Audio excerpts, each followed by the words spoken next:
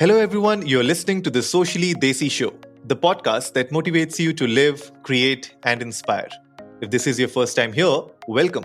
On our show, we discuss tips and strategies with our guest speakers on how to tackle problems related to personal growth, mental health, relationships, business and entrepreneurship, and health and fitness. So hit that subscribe button and go check out our website at sociallydesi.com for more of such content. Today, I'm joined by Dr. Meenu Kumar. She is the founder and director of Cosmo Arts India. Cosmo Arts India is a hub of art lovers and artists equally. Works on renowned contemporary artists are the treasure of this gallery, and under Dr. Meenu's able guidance, young talent also gets a platform to feature their work as a socio-creative venture. Dr. Meenu also runs an NGO by the name Cos We Care. Hello, Dr. Meenu. Welcome to the show. Good morning, Anurag. It's a pleasure to be here. Good morning, Dr. Meenu. 2022 has started and we are running with the Socially Desi Show. And this year we are going bigger and bolder. And what a great way to kickstart 2022 with you and talk about the artisans and artists of India. A very near and dear topic to my heart as well. But Dr. Meenu, before we begin today's episode, I would love to know about your professional journey so far and what has been your journey like with the art gallery and the NGO? Yeah, I'm straddling three arms of a golden triangle. One is the art, one is a social activism, and other is a women empowerment. And I hold doctorate degree in multimedia, and I have done masters in business administration as well. So I used to write a lot about art, and I used to paint as well. So this interest of mine actually pushed me to start this journey as an entrepreneur. And social work also has always been very, very close to my heart. I'm heading a Japanese NGO. I'm the vice president for the Indian region of a Japanese NGO, which is in consultative status with United Nations. And we are spread across 36 countries. So that is where I initiated my journey as a social activist. And from there on, I kind of moved to my writing and my other skills. And then this whole thing of art came in. Accidentally, it was like purely a passion for me and a passion that turned to my profession, I would say. Wonderful. And you have authored a lot many books also on the subject. Would you love to talk about a bit? Yeah, I have authored lot many books on multimedia. Even I am very active as a social activist, as I told you. So environmental issues, I've addressed lot many such issues, and then art, which has been so very close to me and my heart. I came up even with a coffee table book on art, that is Passionate Pursuit of Visual Poetry, which is available on Amazon. Lot many books of mine are available on Amazon also, and that was being unveiled by Honorable Rajya Sabha member Dr. Karan Singh. So we have had that honor, and he himself being a good author, he went through the entire writing and then he gave his note to it, and that was a blessed moment for me, I would say. No, wonderful, Dr. Meenu. And, we always talk about the artists and artisans in India. And we look at art, we look at these artists like they have some, they have magical hands, they have magical creative thinking. But the thing is, the main challenge right here is that the visibility of these artists, right? Discoverability of the artist. I think that is where in India we are facing a lot of challenges. In your experience, being as a social entrepreneur, working with your NGO as well, and also working with these artists and artisans, what has been the challenges that are being faced by these artists in India at the current moment? Actually, for artists, the biggest challenge is the no response nightmare that they face. Because for them, they have to have the target audience. And for masters and renowned contemporary, as my gallery, we are a treasure house of works of renowned contemporary artists and masters. So their works are, they are being given a lot of respect already in the art fraternity, and we get ready buyers for their works. But when it comes to the emerging artists, then the struggle starts, even for an artist and a art gallerist both. So that is what I found, that they have to keep fighting for that place for themselves. And that is like, so this no response nightmare, as I said, that is one thing where they are not able to connect with the right kind of audiences or art lovers. And maybe at times their works are fine, but they are not being given that much of place in the art fraternity because they have no standing. But somewhere we have to provide them that platform.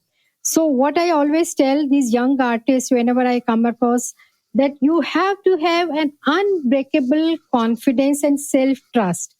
Means at no stage they have to give up. They have to, yeah, that is how they can grow and evolve.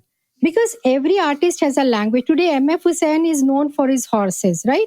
We have Raza for his Bindu. But when he started this concept, it was obviously something new. We don't know even now today, where while I'm kind of dealing with so many young artists and young talents, someone may tomorrow rise up and become a Raza or a Souza or maybe an MF Hussain. So, but they have that fear when they come up with their own new language. They have this fear of acceptability and they lack some kind of platform. So these are the pertinent issues that are being faced. And so even if they are talented, even if they have a lot of caliber, but yet they have to, that uncertainty prevails in the life of an artist. You spoke about the lack of platforms, the lack of visibility in the current landscape. Um, how are different platforms trying to handle this? I'm sure you and the Cosmo India venture is trying to help them in your own certain way. I would love to understand how you guys are doing it and how the other fraternity members are trying to solve this issue, because this is where I think, like you say, that you need to really find the gems in India, because they are hidden, they are around us, but we are not able to find them in the right time at the right place. It's because, like you said, there's a lack of platforms which can really support these artists. So what is your NGO and your organization doing towards this? How are you guys helping the artists, and how the other fraternity members are moving in towards the same support? Yeah, actually, I as an art gallerist, when I initiated this, because Cosmo Arts India, that is a brand name we have, and we are a treasure house of masters and renowned contemporary, and we have been putting up lot many shows. Like we have had our shows at Indian Habitat Center, Taj Palace, Eros Hotel, and lot many Triveni Kala Sangam and Sridharani Gallery and all. So we have had these platforms for these artists, and those are readily available. So when we apply for any such shows, we get these galleries, and we have immense footfall, and art lovers do drop by and pick up works because they already have a name, as we just discussed. And but then, when I thought of these young artists, when we come up with something for them, there is not much, following or appreciation. The media also doesn't take it up that well. So besides my gallery, I came up with an NGO, Cos We Care, where I started supporting these artists in my own way. Like I opened a studio come residency for them, where they started, I gave them a space to paint with art material, which some of them could not afford. Or even if they could afford, they didn't have, that kind of platform where their works would be sold. So I made them work, and then I also provided them with a platform where their efforts are being recognized, where their work is being appreciated. So whenever, like, I came up with, my recent thing is like, you give us your budget and we'll do the art makeover for your space. Let it be your home, let it be your commercial space. So it may even start from a small budget like 2 lakhs. So in that budget of 2 lakhs, we can even procure 4, 5 works from this emerging young artist, and we can have a bouquet of some renowned works if your budget is bit higher. So that is what we are working as a gallery. We are working in alliance with some interior designers also, doing lot many projects for residential and commercial uh, projects we are doing, and where we are giving these kind of works. So we are providing them with a bouquet of bunch of artworks. We are this alongside with the renowned contemporary masters. We are trying to uplift this young artist as well. So that is So, a so attempt. Yeah. So you guys are basically consulting clients, right? You are talking to clients, you are understanding their requirements, and based on their requirements, like for example, let's say I want to renovate my floor, right? I want to have a complete change makeover, and I'm more of a Victorian kind of a guy who looks at things in a very medieval Victorian style of art, right? So you talk to me, you consult with me, and then you go back to your artists and you create these bouquet of different art, right? Is that what you're trying to say? Yeah. We try to explore. We actually get in touch with the client, Mm-hmm. and then we try to explore your taste, your liking, and we understand your ambience also. Okay. Because an artwork has to gel with your, I mean, if it is existing, your furniture, whatever is there. So an artwork has to not only your emotional and mental setup, the palette that we choose has to sync with your interiors also. So Right. all these points are being taken care of, the size and the kind of palette and the kind of language. I mean, some people go for some realistic artworks, others have a taste for abstraction. So Mm. we just understand your taste buds, and then we suggest or advise certain works. We help you rather at times, if somebody is an art collector or somebody is like, already has a good, history of procuring Mm-hmm. art, that person doesn't need our advice much, Right. just because they have own mindset. But as far as emerging artists are concerned, we still come up with, we do present, okay, these are also some new names if they would like to consider, Hmm. so that we do pop up with those names or those works at that point. But otherwise, the ones who are first timer art takers or who are not very much deep into it, we do advise them. We rather not advise, we help them explore their own artistic flavor, and Hmm. accordingly we provide them with the works and all. So then we work with them, and we even on commission basis, like we commission the works, we customize the works for them. It is not just ready to serve, like we have this work, if it fits into your premises you take it or whatever. No, as far as the young artists and their works are Hmm. concerned, they can commission work as per the need of the client also. Yeah, I love this idea because here you are not just picking up anything off the shelf, right? Yes. You are customizing it as per the likes and taste of a home buy. Like I'm just taking an example of somebody who is looking art for his home, right?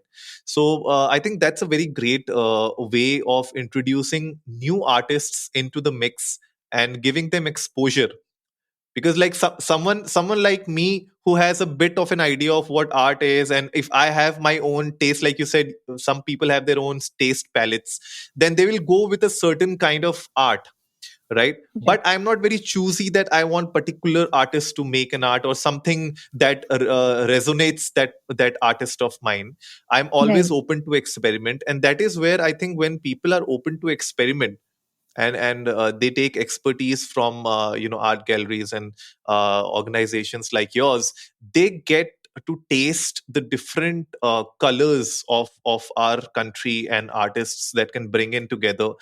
So I think that is a great initiative. But how do artists get in touch with platforms like you?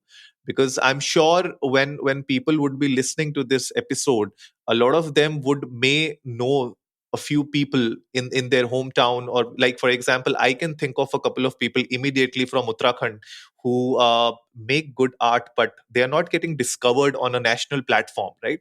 They are known in their own small circle, like people in Ah, that area will know them. Okay, he makes really good maybe he is a really good uh, he makes abstract art, for example, right? He does very modernized style of what you like to see in your homes. He plays with bright colors, so for that particular person who is in Uttarakhand and he has let's say minimum to zero experience or exposure in the national space, in the whole national platform, how do they get in touch with platforms like yours, and what is the procedure? like nowadays, I think online portals. These are the best way to get connected through. So we have our websites for our NGO as well as for Cosmo Arts India Gallery. We have a website and we have a kind of contact us, page there.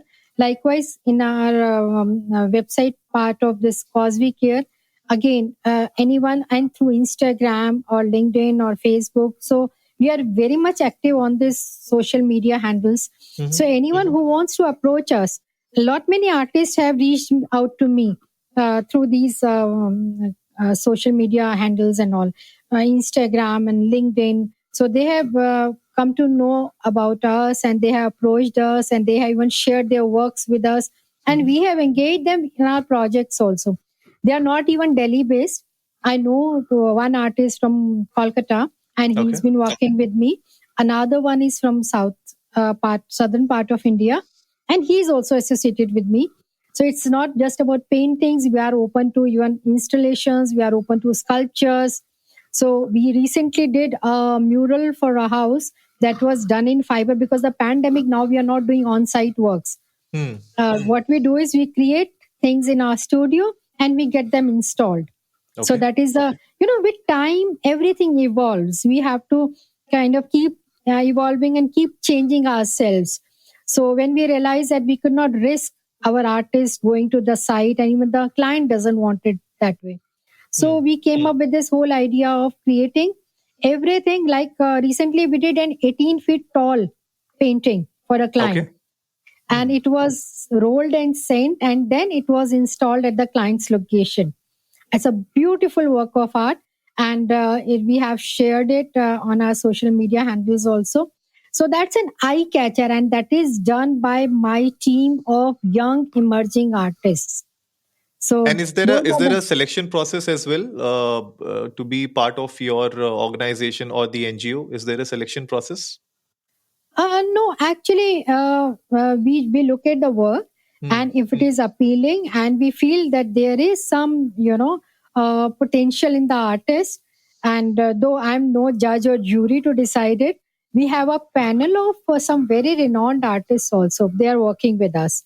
They are associated with me. I do have some artists even of international fame who are associated with me for this beautiful cause. Their works are with the museums of Australia and UK, and their works are sold in the auctions at very heavy prices. Even then, they are also there. So, we are like-minded people who are working on this platform together as a team, and we try to nurture, even if somebody is not that much skilled, but if he has a fire and a passion to grow, even those artists, young talents have also been supported on this platform. So you have to have something within you, a spark. Then rest we take care of. True. So that is how we are working on it. And those artists are their works over the period of time, they have improved upon their skills of doing and the work style, because there is always scope for improvement, I believe. You don't have to lose your language. I'm not saying because every artist has one's own language of working. So you stay and stick to that, but yet at the same time, that improvement can happen. True. So that is what we work upon. We don't meddle with their basic style. True. So that Yeah, freedom I think, remains with them.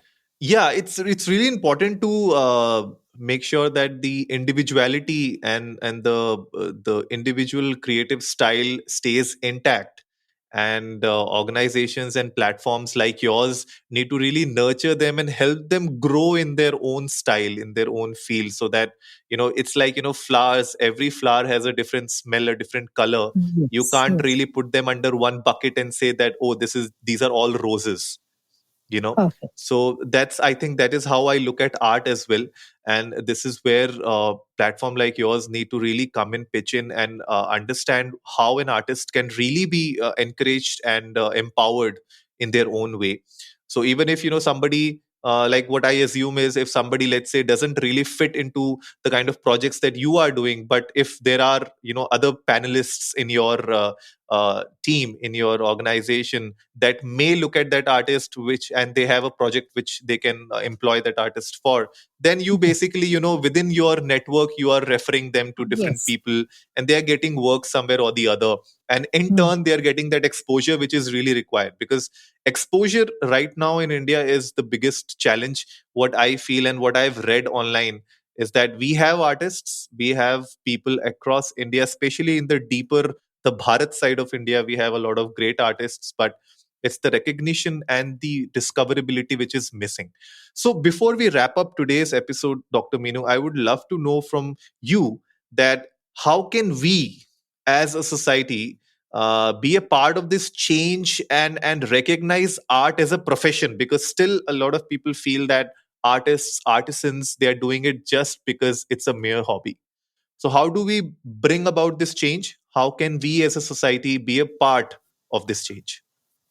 Yeah, you're very rightly said. I mean, even for most of the people, art is seen as a hobby. It is not seen as a full-time profession. When somebody is saying, ki, okay, I'm an artist. Okay, you are an artist, but what do you do? I mean, what do you do for earning? So this is the kind of, myth that people have.